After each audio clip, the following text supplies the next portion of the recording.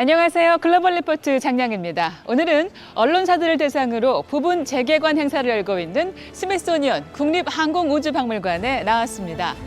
1946년 워싱턴 DC의 내셔널몰에 세워진 이 항공우주박물관은 세계에서 가장 큰 규모를 자랑하는데요.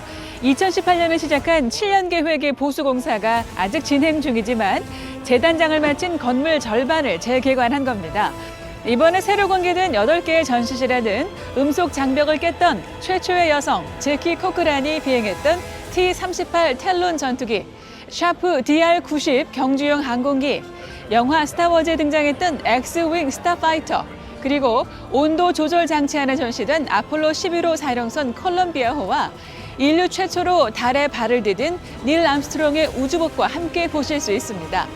네, 이곳은 오는 14일부터 일반에 공개되는데요. 입장료는 무료지만 온라인 사전 예약을 통해서 정해진 시간에만 방문할 수 있습니다. 다양하고 깊이 있는 세계 소식 글로벌 리포트 지금 시작합니다.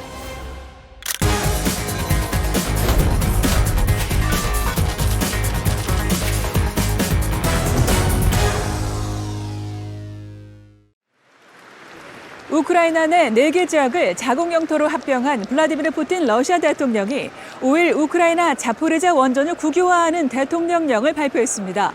러시아는 유럽 최대의 원전인 자포리자 원전이 이제 러시아가 장악한 영토 안에 있다면서 러시아 당국의 감독 아래 운영돼야 한다고 주장했습니다. 우크라이나는 이에 즉각 반발하며 러시아에 대한 국제사회의 제재를 촉구했습니다. 한편 러시아가 6일 우크라이나 영향권 아래에 있는 자포리자시에 미사일 공격을 가해 민간인 사상자가 발생했습니다. 석유 수출국 오펙과 러시아 등 주요 산유국들의 협의체인 오펙 플러스가 5일 원유 생산을 하루 200만 배럴 줄이기로 합의해 이번 주 주요 해시태그에 올랐습니다.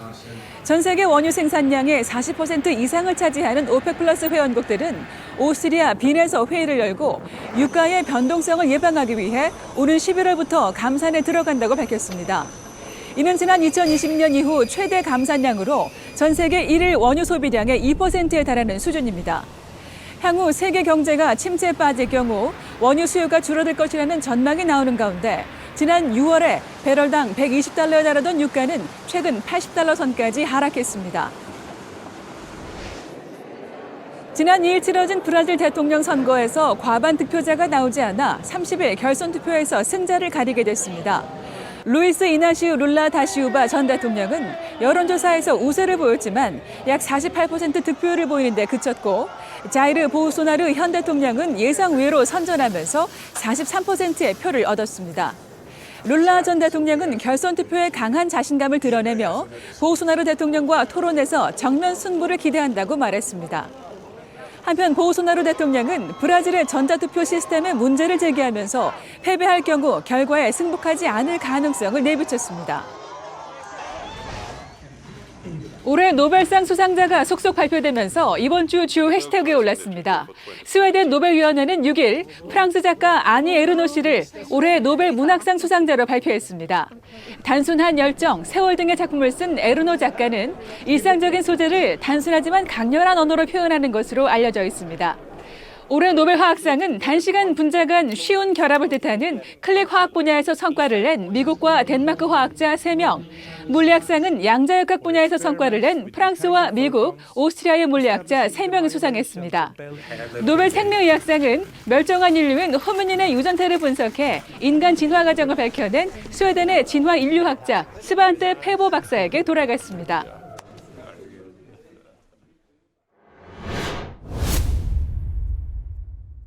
히잡을 제대로 착용하지 않았다는 이유로 경찰에 연행된 뒤 숨진 마흐사 아미니 씨 사건으로 이란에서 대규모 반정부 시위가 확산했습니다. 이란 최고 지도자는 이 시위를 폭동으로 규정하면서 미국과 이스라엘이 배후에 있다고 비난했습니다. 클릭 글로벌 이슈. 오늘은 연일 이어지는 시위가 과연 이란 사회에 변화를 불러올 수 있을지 살펴보겠습니다.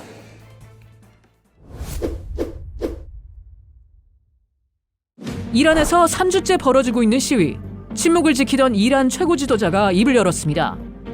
دختر جوانی در گذشت خب حادثه تلخی بود. دل ما هم سوخت.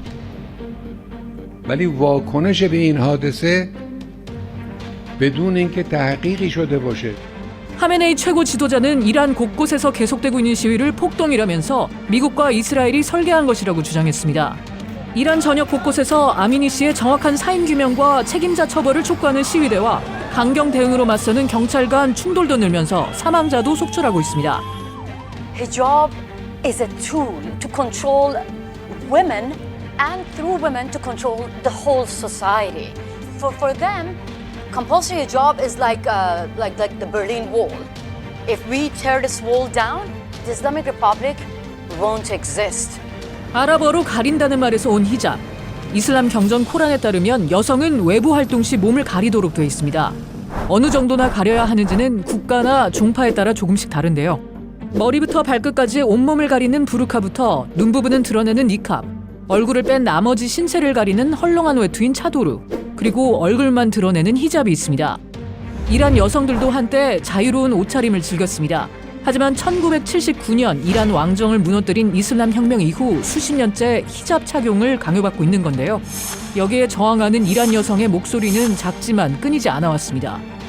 به نظر من بودنش واجب نیست. هر کسی میدونه دین خودش رو انتخاب میکنه. حالا یا راه درست رو بره یا راه نادرست رو بره. به نظر من همین. به نظر من هر کس خودش باید تصمیم بگیره که چه جوری میخواد لباس بپوشه. فکر نمی‌کنم 4 تا مو بخواد کسی رو تحت تاثیر قرار بده که کاری انجام بده. 그리고 지금 변화를 요구하는 목소리가 과거 어느 때보다 강렬합니다. The people are coming to the street are criticizing the regime, criticizing its ideology and criticizing the pillar of the Islamic Republic. 이란 밖에서도 이란 정권을 비판하고 이란 국민을 지지하는 연대 시위가 벌어졌습니다. We think all people's basic rights should be respected. Of course, that includes inside Iran. 미국 정부는 아미니 씨 죽음과 관련해 이란 경찰과 보안 관계자 등 7명을 인권유린 혐의로 제재했습니다. 아미니 씨의 사망으로 시작된 이란 내 시위는 더 이상 복장 강요나 종교에 관한 것에 그치지 않습니다. 이란 국민들은 자신들의 기본적이고 보편적인 인권을 국가가 인정하고 보장할 것을 요구하고 있습니다.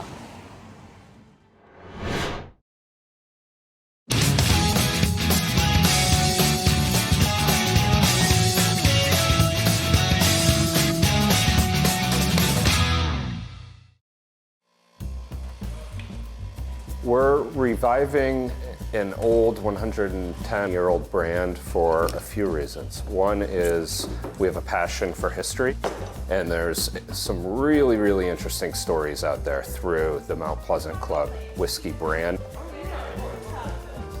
And we want to bring those out in the products that we bring to market. This all got started when my wife and I bought the house that we currently live in. The lady that lived there back in the 80s, they did a renovation. During that renovation, they found a bottle from 1911, and it just sat in her living room, dining room for the next 30 years. I was fascinated.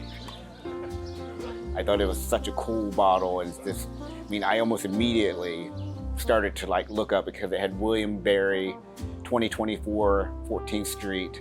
It was intriguing to me, just digging up what I could on Mr. Barry, and I was able to find a little bit about him. Mr. Barry was an Irishman who, I think around 1905, 1906, he decided to go into the liquor business, and he bought a liquor store from Patrick Nelligan, who was the original producer of Mount Pleasant Club whiskey. November 1st, 1917, that's when Prohibition came to Washington, D.C. It shut down it became illegal to sell liquor. Temperance movement was a huge thing in the 19th century and into the 20th century. Big premise of the temperance movement was that it was bad for families, it was bad for women and children because the husband would take his whole paycheck and drink it up in the saloons, and they'd be impoverished, and then he'd, on top of it, be abusive. Barry restarted the brand when Prohibition ended. And after a few years, he passed away as well. And at that point, the brand stopped. It ceased to exist.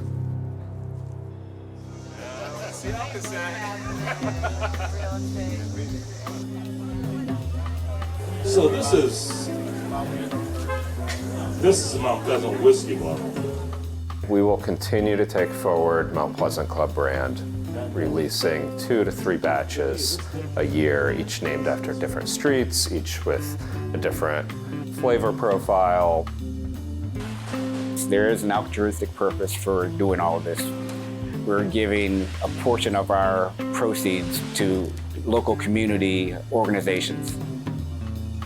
Give back to the neighborhood. That's a big part of what we're doing.